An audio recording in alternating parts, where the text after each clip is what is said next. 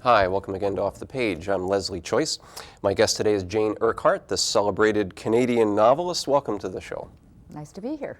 Now, when I read some of your books, I'm thinking particularly about one I read a while ago called Away. I feel, as a reader, transported to some other place. Is that what happens for you when you sit down to write a book? Absolutely. I call myself an escape writer. I'm an escape reader as well, but I'm really an escape writer.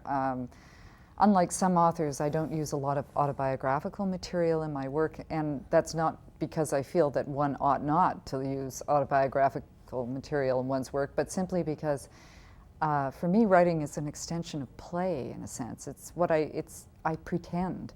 It's what I used to do when I was a child, and I guess I really didn't forget how to do that. Is it a dreamy kind of a state? Do you drift off into this place, or is it much more active than that? Well, it depends on where I am in the production of a novel. In the composing stage, it is very much a daydreamy sort of state, because I let the story and the characters unfold and do whatever it is that they're going to do. As I put it through a number of different drafts, though, it becomes much more rational and much more conscious, I suppose. A little bit more like work at that point? Yeah, like a lot more like work at that point. But yes. your teachers, they caught you for daydreaming, did they? I mean, oh, absolutely, yeah. Given a hard time about that? Well, yes, constantly, as a matter of fact. It was a big subject of discussion in during my educational career. Right from about grade 3 on, there would be suggestions that it would be nice if I came to consciousness. In other words, I might have been able to excel, I remember them saying, had I the ability to stop daydreaming. But it's a skill, actually. Do you think a skill that you've built upon to become a novelist? Would you advise kids, hang on to the daydreams? Oh, yeah. If you want to be a novelist, certainly. But I think it may not be all that helpful in any other field. Well, in creative fields, obviously. Yeah, that's right. If you're a heart surgeon or something, sure, it may not go with the territory. But yes, that's true. Or an airline pilot, you don't want them really to be in some altered state and some, daydreaming while they're landing the 747 on which you are a passenger. So I think, though, that certainly for creative activities, it's a good idea to hang on to daydream. Although I must say, I also cannot imagine that it's anything that you can cause to happen. Yes, yes. You say that shaping experience into art can be redemptive. What kind of redemption are we talking about?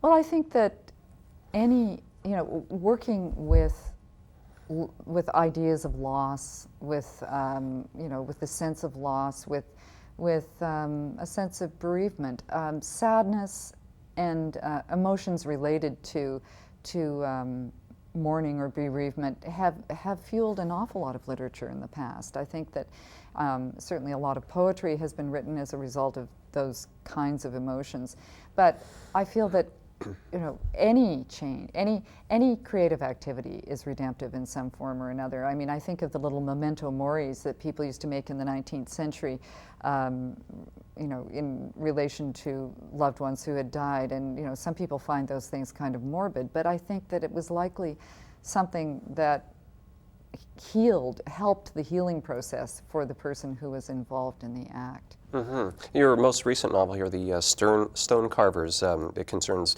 whims turning into obsessions. And I get that that's not necessarily a bad thing.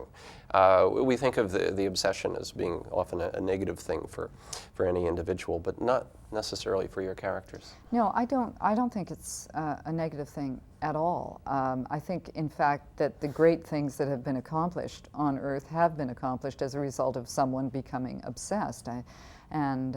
Whether it be, founding the League of Nations or you know, or perhaps even ending the war in Vietnam. When I think of our own generation and how, you know, we were pretty obsessed about that, and we were out there marching in the streets, and in fact, I think those protests probably had a result. Had certainly affected in some way what happened in that situation, but. And in the case of the Stone Carvers, there was one of the characters is based on an actual person, Walter Allward, who was completely committed. And I think commitment is another word you can use in place of obsession. Highly committed to making the most wonderful and beautiful and large and impressive war memorial in Europe. And I firmly believe that he actually accomplished that. And that makes for some interesting characters, you know, the person who is the eccentric or someone who's obsessed with a certain idea and pursues it. I guess it gives the novel a bit of energy to work with, doesn't it? Well, I find that I usually become obsessed with whatever it is that the obsessed person is obsessed with. So it's kind of a transference, and I certainly became extremely interested in the Vimy Memorial. Well, I had already seen it several times, but I found that I wanted to know it intimately. I wanted to know each detail of it, each sort of facial expression. You should probably identify that for us, the Vimy Memorial from a battle in World War I. Yes, it's the memorial near Arras in France, situated on the site of the Battle of Vimy Ridge, which was fought in 1917, in April of 1917, in the middle of the First World War, in which the Canadians were able to actually take the ridge itself, and it was something that the French and the English had been trying to do for years and had not been able to accomplish. But the Canadians fought as a unit at that point, and were able to take the ridge. And so this is chosen as the site for the large memorial to memorialize the 66,000 dead from the First World War, and also to inscribe on its surface the names of those whose bodies were never recovered in France. And so there are about 11,500 names there. And why is that such a personal thing for you? Why is that important to you? It wasn't part of your generation. You know, many of us have lost track of a lot of details of World War I. It seems like a long time away in a distant place and people that we never knew.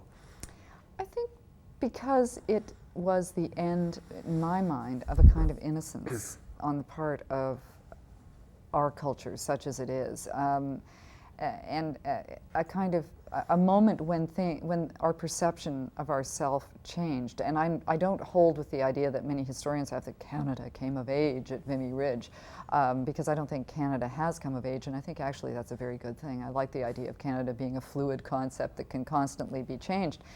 But I do think that there's a kind of poignancy to the idea that these very young people who came from villages that many of them had never even left before were shipped over in the thousands to a war that was unlike any war the world had seen before. It was the beginning of, in many ways, it was the beginning of capitalism as we know it right now. It was the end of a kind of bucolic period where things were agriculturally driven rather than commercially driven. And, you know, as you know, the Americans didn't come into the First World War until the third year, and for the first couple of years they sold arms and made a lot of money. Hence, Daddy Warbucks in the cartoons.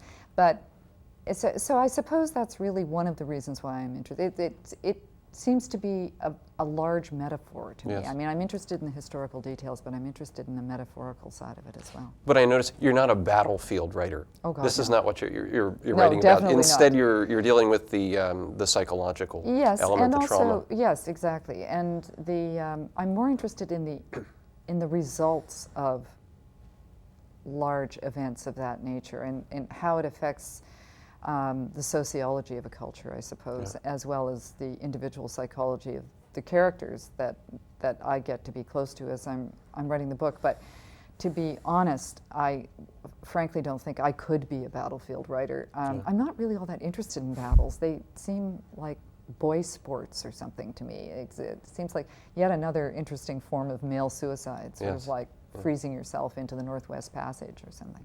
But you're obviously very good with character and very good with landscapes. You know, of all your novels, what are your favorite literary landscapes that you've created?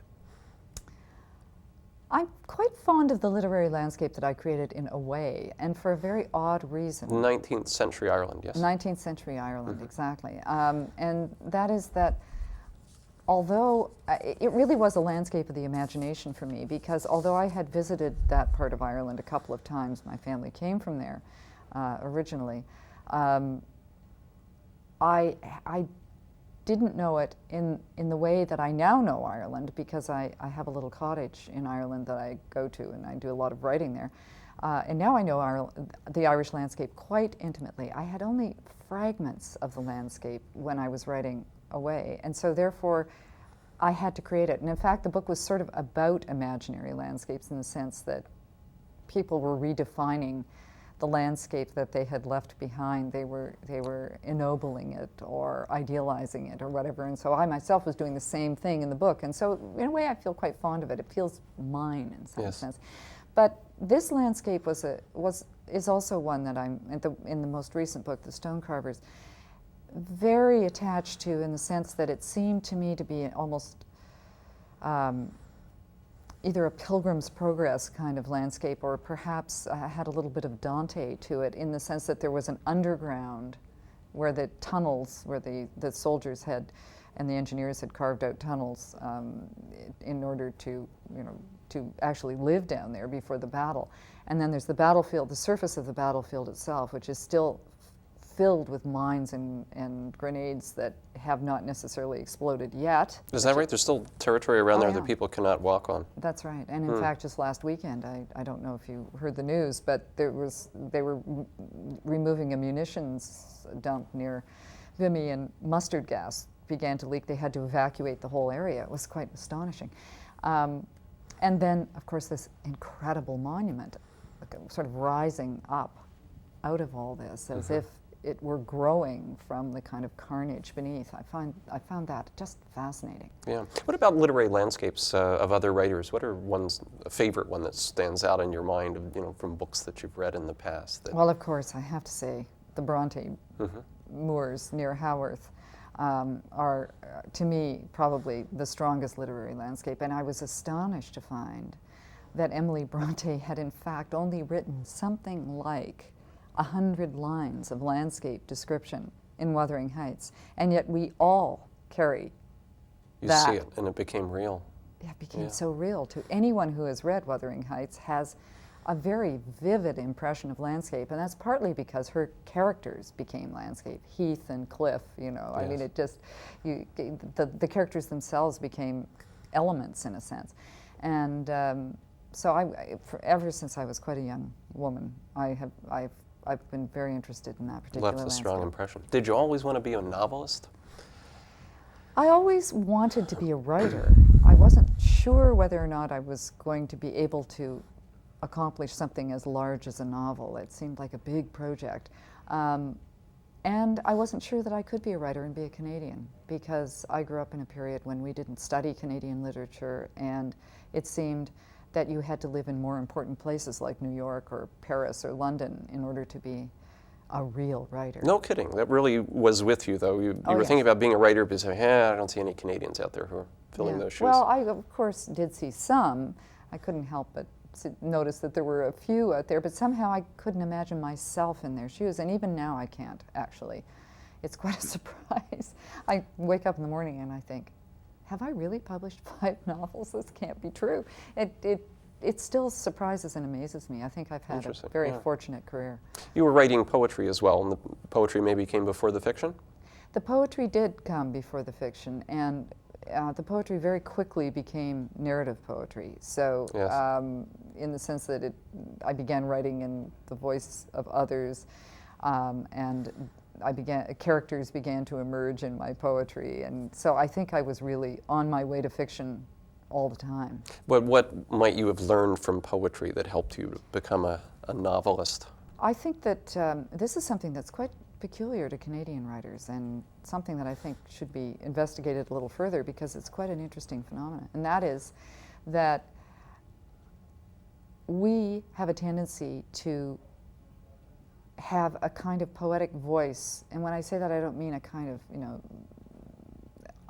soft poetic voice. It's quite a tough poetic voice, but I believe there is cadence in the work of many Canadian writers, that there's a kind of rhythmic quality to the writing, which I think strengthens the writing. Yes. I know that when I myself am writing, unless I can hear it, unless by sort of writing by ear, unless there's a kind of music there, then I know things aren't going very well. And this is partly the poetry finding its way into fiction. Exactly. We're going to take a short break right now and be back with Jane Urquhart right after this.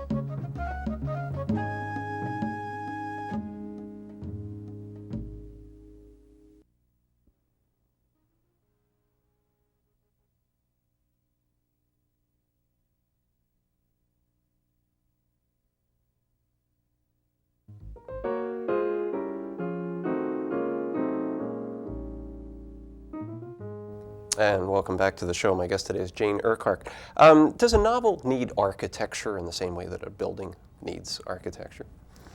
Yes, I think it does. The difference, from my point of view, of course I can't speak on behalf of other authors, is that the architecture often builds itself. It's done intuitively rather than specifically consciously. Now, having said that, you know, as I mentioned before, as you go through a number of drafts, you do things to make sure that the building won't fall down. Yes. But the essential architecture is there at the end of the first draft, or not, as the case may be. And if it isn't, you have to get worried, I think. But you don't sit down with an outline with capital letters and Oh, Roman absolutely not. numerals and No, say, no. I'm going to structure my No, novel like this. No, of Yes. course not. No,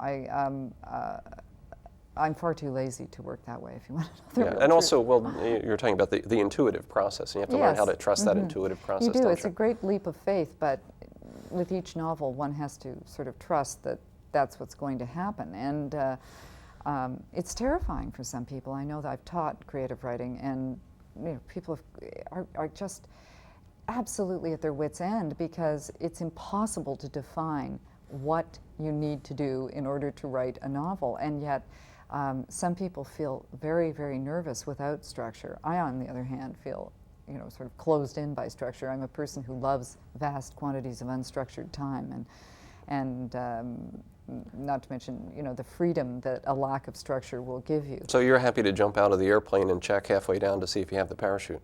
Pretty much, yeah. Yeah. Yeah. It's a part of how the novels happen, and part of the joy of writing too.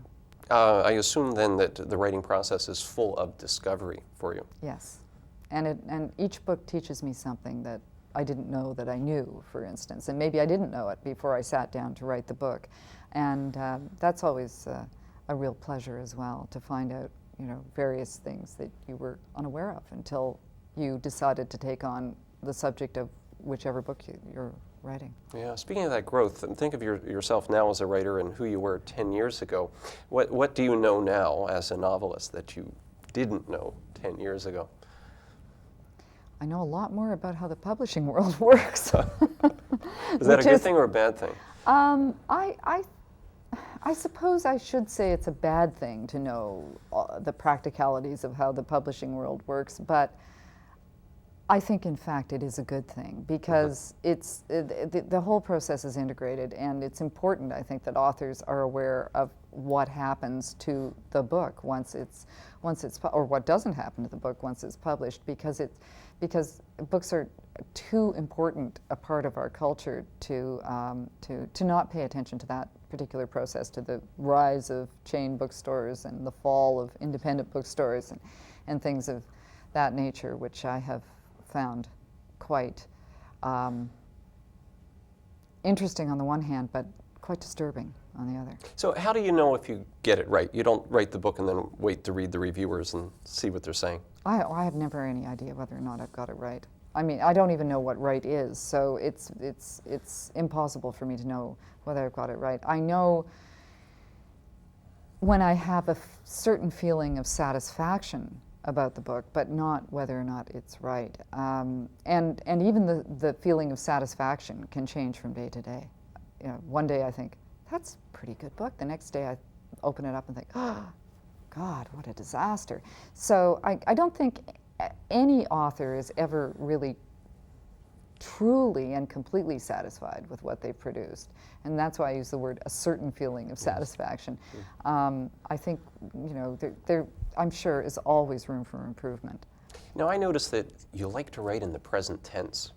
Whenever Sometimes. I do this, I get confused and I keep going back and forth in tense. But what is there about writing in the present tense for a writer? I like to begin my books in the present tense. I usually switch into the past tense for the body of the book, but I begin the novels sometimes in the present tense. What that does is it, I think, causes me to become more intimate with the material. You know, when you write something in the present tense, you're much closer to it. You're practically on top of it. And the next thing you can do is, of course, write in the present tense and in the first person, if you so choose, and then you're really intimate with the material. So it has to do with, you know, distance and focus and that kind of thing. Yeah. Do you know what your characters believe in? Maybe your main characters anyway. I mean, sort of like their spiritual beliefs, their inner dreams and all of that stuff. Are they sometimes a mystery to you? Again, depending on where I am in the book. And of course, those beliefs change as the book develops. I mean, almost always, especially the protagonist of a book undergoes some kind of large change of belief, or something happens to their inner life that causes them to see the world in a different way. But yes, I think I do know how they feel, even if it's not necessarily, you know, inscribed in the book. I have a pretty good feeling for how they're seeing the world. I think I'm in fact better at inner life than I am at outer life when it comes to writing. I'm more interested in, I'm more reflective. I'm a more reflective writer, I think, than I am an active writer. Yes. You're also fairly confident about recreating landscapes again that you've never seen. You know, if we go back to Ireland again in the 19th century or other places that you weren't there.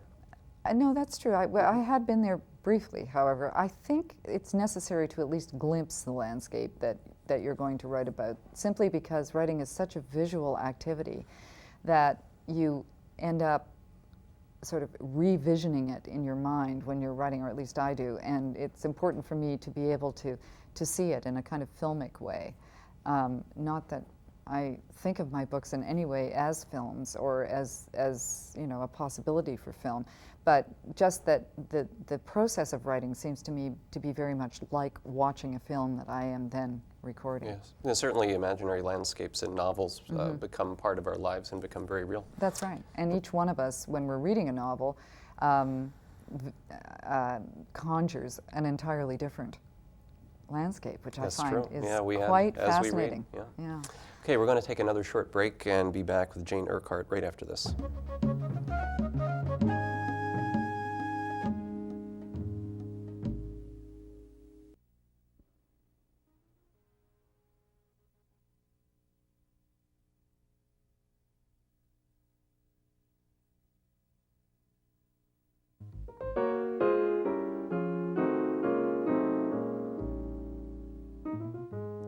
My guest today has been Jane Urquhart. Does a novelist have to have a kind of endless curiosity to keep the engine going in a book? I absolutely think so.